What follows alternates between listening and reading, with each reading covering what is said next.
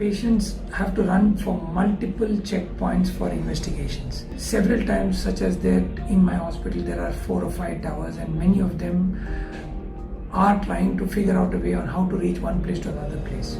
This is a simple way of using augmented reality to actually give direction to patient and yet reduce the cost of having multiple systems in place. With AR technologies, I think this has become a big boon that you are able to navigate an entire big place in an effective way and yet be independent, be on your mobile and able to use this.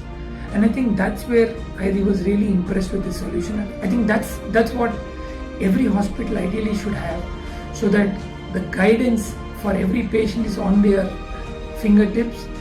They're using their mobiles to navigate, access their reports.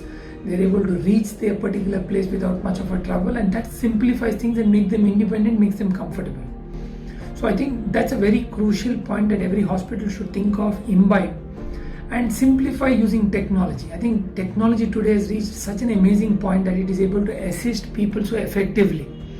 If all of this could be used using integrated AR facilities, I think that would be a wonderful solution.